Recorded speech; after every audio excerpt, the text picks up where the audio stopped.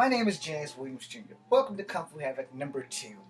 Alright, I'm going to talk about some X-Men stuff and X-Men movies and the things that piss me off because I am one of the world's biggest X-Men fan.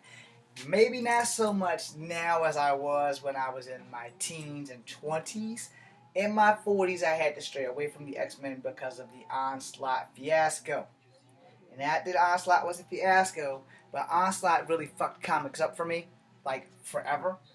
And not even really more Onslaught, but that whole Civil War, Scarlet Witch, fuck up everything, Super Skrull invasion, when all of those start coming out, that's when my comic book days and reading comics just pretty much gave me the finger. So I'm going to get on that first. I want to say it was between 2010 and 2008 that Marvel did the Civil War and the Skrull invasion. So the Civil War leads up to the Skrull invasion. It also leads up to the death of Captain America, and where the Winter Soldier was Captain America for at least maybe 3 to 5 issues. I'm not going to swear that. You have to Google it to confirm it. But I will say that Bucky Barnes did become Captain America. He's not the first one to take Cap's place, because the first one to take his place, as I've done this before, was U.S. Agent, a.k.a. John Walker, who's actually 2 inches taller than Steve Rogers. Steve Rogers is 6'2", John Walker 6'4". Okay, you got your history report on that. And this only counts for the Marvel facts from 2010 backwards, not forward, because they've changed so much now, it's just like not even for me to even get into. So, in that concept is when I decided that I was done reading comics. Now that I hate comics, I still love comics. I watch the Disney XG and watch Marvel comics cartoons all damn day long. I watch them. Avengers are on, Spider-Man's on, the Guardians of the Galaxy's on, whatever, whenever, if it's on, I'm going to watch it. Alright. So, I'm still a big fan, I just don't read the comics anymore because of my feelings being completely manipulated and destroyed, but we won't go there. Now we're going to go back to the subject at hand. The things that piss me off about when they make these superhero movies, especially involving my favorite superheroes, the X-Men. I talked on this on my What If, and about how when they made X-Men First Class, they didn't have the original 5 X-Men. And that was pretty much the whole gist of what pissed me off. And if you're going to have Banshee, why didn't you have Colossus? Why didn't you have Thunderbird, Sunfire, Storm? You didn't have any of those guys. They had some people that, I guess they just made a deal with Fox and like, let's slap these guys in. Kind of the same thing with the cartoon, because Morph was not an original member of the X-Men. I don't think Morph even actually existed until Fox had got the rights, and the only way they could do that was to give Fox a character so that Fox could own a character that had mutant powers.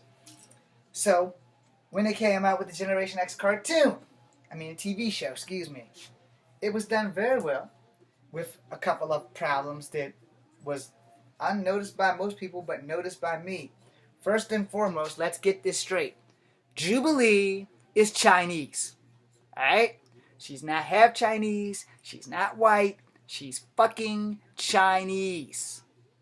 So the young lady that played her could probably pass as Chinese, but she wasn't Chinese. And the thing about American audiences who don't pay attention to detail, you want your character to be the character that you see in the comic book. Alright? So if you're going to have anybody play Jubilee, make her Chinese. You can have anybody play Psylocke, make her Asian, because Riwan or Kiwan or whatever was Asian.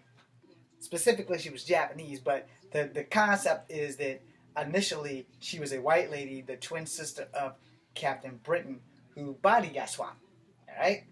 And I was trying to put that as less racist as possible, so let's get back on track. Alright, so with the First Class X-Men movie, I'm not knocking any of the actors because I'm an out-of-work wannabe actor who will never be discovered, as I've mentioned this before. I'm sick and tired of not being discovered, but with my hip screwed up, my Kung Fu career probably is never going to get off the ground. Anyway, so I'm going to drop this, and either you're going to like it or you're not. And the problem with that is, I don't give a damn, because I'm an X-Men fan, and I'm probably older than half the people that was in the movie that was playing these people. Alright, like I said before, Havoc was the second class. All right, he wasn't the first class, but they had him in the movie, but they didn't have Cyclops in the movie, which was kind of fucked up. Because if you know anything about the Summers boys, you know there's four of them. Two live in space because they were born there, but only three of them actually have the same daddy, and only three of them actually have the same mom. All right, because one is the product of rape from the kin, and the other is a product of love from Corsair with another woman. But so, what is his name? Vulcan, Havoc, and Cyclops all have the same daddy, where Havoc, Cyclops, and Adam X have the same mom. So the only difference is that Corsair is just not Adam X's daddy. But he was found by Corsair's dad in Alaska, and he took him in as if he was his own anyway. So let's get off of that. But if you know anything about the X-Men, you know that Cyclops is the oldest. He is the Boy Scout of the family. Adam X is the rebel, where Vulcan is just the holy terror of the four Summers boys. Now, getting off that and getting back to the first class X-Men movie. The only thing that upset me was the fact that they didn't have all five of the original X-Men. Simple as that. They didn't have all five of the original X-Men, and it kind of pissed me off because they had Havoc, but he never mentioned his brother Cyclops at all. When Cyclops and Havoc were thrown off that plane by their dad with that one parachute, Havoc was hanging on to Cyclops for dear life, and vice versa when they got pushed out that fucking plane with one parachute. You would think that if your brother held you that tight while you're falling from 10,000 feet to pull a ripcord that catches on fire as you go down, that you would never forget your big brother who saved your ass. So they never mentioned him the whole time during X-Men First Class, and I'm like, that doesn't make any fucking sense, because if you watch the first X-Men movie, the one directed by Bryan Singer, is like, Cyclops never mentions his brother, but, you know, Xavier talks to them like he's known them all of their lives. But when you watch X-Men First Class, you're like, okay, what the fuck just happened? Who slapped the director in the face? Or who pissed in his coffee because he clearly did not read an X-Men book? Now, this does not go out to, like I said, any of the actors, because they're working and I'm not jealous. You know, just not meant to be. So if it's not meant to be, I have to find something else to do with my life. Not that I like insulting people, but here we go. If you're going to make a movie on a comic book, my advice, clear, pure, and simple, is for whoever's making the movie, directors, producers, actors, go read the fucking comic book. It's not that difficult. If you can't read or you don't want to read, carry your ass to the office and get them to give you a bio. Just like a quick bio sheet so you know what your character's made of. You know what his background is, or her background, or whatever. So that way, the problem is solved. Alright? And thumbs up to Kelly Hu for playing a great Lady Deathstrike. But I will say that they kind of fucked her up on that because they didn't bring in the rest of the Reavers for X-Men The Last Stand, or whichever one she was in. No, number 2 wasn't The Last Stand, it was X-Men United. Anyway, I think. The titles get me confused. Whichever one had Kelly Hu in it, she did a great job as Lady Deathstrike. And not just because I think that she's beautiful and I want to have kids with her. That's just a fantasy that's never going to happen. But anyway, she did a great job as Lady Deathstrike. But they didn't go into her and Wolverine's past about Wolverine killing her Canadian father and marrying her in Japan. A lot of people don't know that Lady Deathstrike and Wolverine were once married, which is why Yuriko was trying to kill him. And then he was married like 3 times to 3 different Japanese chicks, for those who don't know. Alright, now, let's move back on to First Class. You have Beast, and everyone who's read a comic book knows that Beast did not turn blue until he joined the fucking Avengers. Okay? Because when he was in X Factor, he was still white man, and then something happened and he got dumb, and then Sinister and them worked with Apocalypse to grab Angel, which made him the Archangel, etc., etc. So before Beast was blue, he was a white man, and he was an X-Man who joined X Factor, and then he joined the Avengers and tried to cure his mutation, and only made things worse by doing all kinds of drugs and experiments, and trying to help him get that problem solved was our professional friend, Dr. Reed Richards. Clearly, they both fucked up somewhere, because Beast turned blue. Before that, the only 2 blue characters was Mystique and Nightcrawler in like the X-Men comics. I'm not gonna say in the entire Marvel universe, but those were the main two blue people you knew. Next damn thing you know, Beast got stupid, and then Beast got really smart, and then Beast got blue.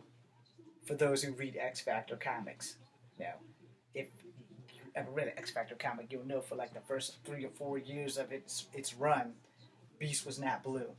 All right. See, this is why you need someone like me when you guys decide to make these movies, so that you can have reference points, especially anything dealing with the X-Men, because those are like my favorite. Anyway, moving on. Second thing about X-Men First Class, they had a guy who was red, who was basically Nightcrawler. I don't know who the fuck he was. Which, again, I don't know who the butterfly chick was. And they never give you a glimpse or a peek or speak of anything of the Morlocks. But the Morlocks live under the city of New York until they had that issue.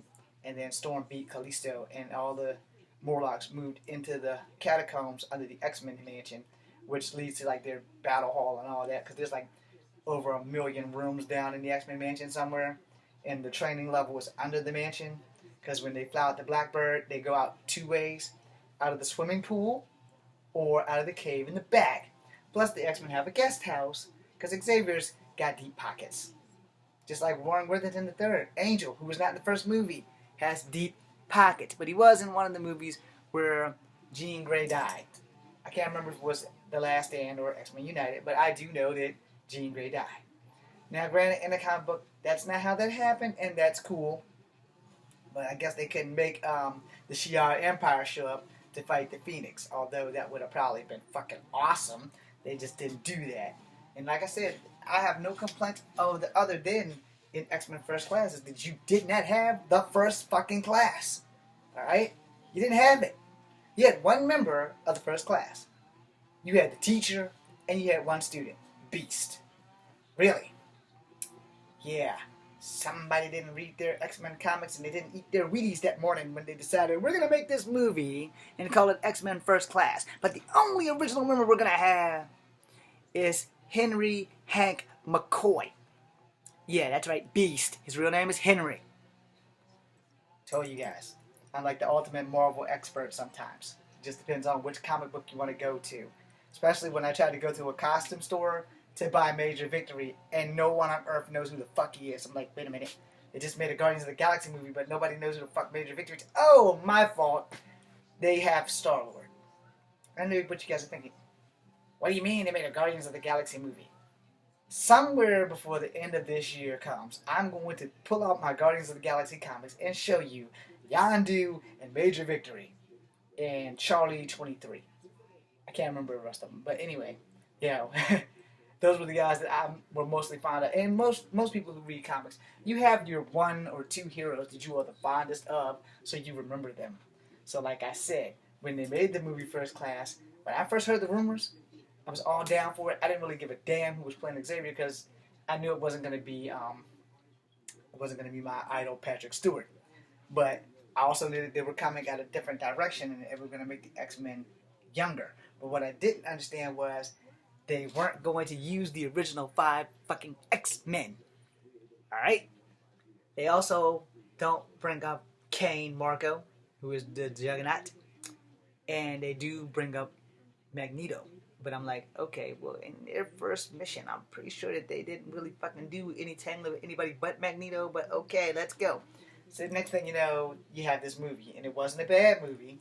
It just wasn't X-Men First Class. See, I'm one of those people who take shit literally. I literally thought that I was going to come to this movie and see Iceman, Beast, Jean Grey, Marvel Girl rather, Angel, and Cyclops.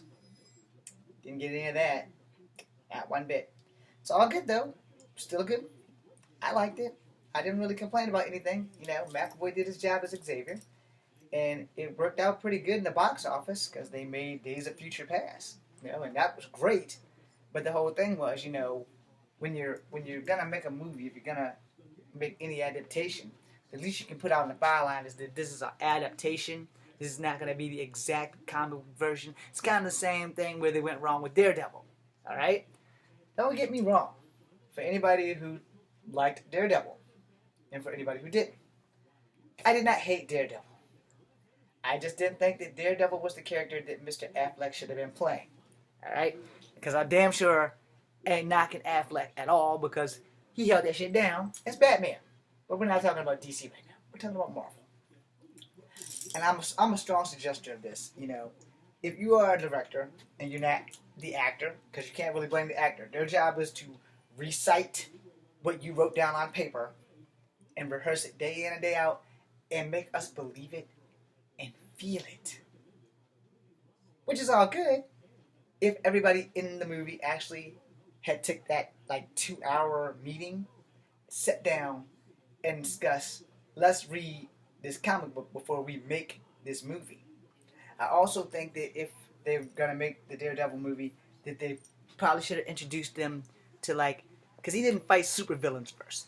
You know, he kind of fought supervillains, but it wasn't Bullseye. It wasn't like his first. He didn't come right out the gate and start fighting supervillains. He fought like Batman fought. He fought little minion people, and the main minions that Daredevil fought again, which I was kind of upset because they didn't introduce it. But if they're gonna do it, they're probably gonna do it this season on the show. They didn't introduce the hand. I know, not this hand, the actual ninja game, the hand. They were like the shit, and they like were ruling Hell's Kitchen, and Daredevil was fucking them up. Simple as that. Then he started fighting supervillains, and then he started fighting the hand and supervillains, and then he started tangling with Elektra and Typhoid Mary and Bullseye, you know, because you can't really count Elektra as a bad guy because she's like the in-between person, like anti-hero. And the same thing with Typhoid Mary, which people don't really know, but Typhoid Mary would be one of his love interests as Daredevil and as Matt Murdock. So, you know, you got to read these damn things before you make these movies. You just have to. You know, you might not want to take the time for source material, but you can't go wrong with getting good source material. So you pick up a comic book, you pick up a graphic novel, as long as it's based on this guy, some kind of mental. And the best thing I can tell you, if you're gonna make a Marvel movie, you go to the source. You kick your ass straight to fucking Stan Lee and sit at his house and let him drop you enough knowledge so that you know how you want this character to be. Take a tape recorder, hear what Stan Lee has to say, do what needs to be done, and call it. Then get your production stuff together, let them listen to the recording, and hell, if you really want to be a success, bring Stan Lee there. Just like Guardians of the Galaxy and every other Marvel movie or any character movie he's made. Bring his ass there. Let him supervise. Let him get shit right. I don't recall seeing him in X-Men First Class. He may have had a really, really small role, not like in Guardians of the Galaxy where he was a pimp, and not like in Captain America where he was a security guard. He goes, "Oh, I'm so fired," and not like when you see him on the cartoons, because he's on the cartoons. He's been on Spider-Man Web Warriors at least 3 times, you know. And in Captain America, the Winter Soldier, when he stole his original suit, he was the guy who said, "Oh, I'm so fired." And if you go back to the original Hulk, with Eric Bana, him and Lou Ferrigno were both in there, and they're both security guards, and they get the pizza, all right? Or was that the one with Edward Norton? One way or another, they both were in there. Anyway, so you know, you have to get your source material, and the best way to get source material is to go to the fucking source. So if you're not gonna go to the fucking source, the only thing you're gonna do is waste your time. But all those movies have been good, and I don't know why the Hulk with Edward Norton never got a sequel. It should have got a sequel because it was pretty badass. And the one with Jennifer Connelly, it was just as badass. I think that, in my personal opinion, and this does not really affect everyone else's personal opinion, this just affects mine. I think that Sam Elliott actually played Lieutenant or Commander Ross better than John Hurt. No offense to John Hurt. He's a good actor. He's a great actor. And no, I'm not just saying it to kiss ass because I'm never going to be a great actor like I want it to be. But I'm an honest man. And I just liked Sam Elliott better as Ross. You know? Now, I don't know if he would be better at playing Red Hawk, which they should probably put that together too as a, you know, Easter egg or whatever. You know, let's make a Red Hawk movie. Bring Ross in there as Red Hawk. Hell, make the Agents of Smash a movie, you know, because it was a good cartoon and they need to bring it back. You know, that would be great. Anyway, I'm going to close this out, and I'm going to give you another video on things in movies that you should probably discuss before making the movie. I'm James Williams Jr. This is Kung Fu Havoc 2. This has been 19 minutes and 45 seconds of hell for you, and I'm sorry.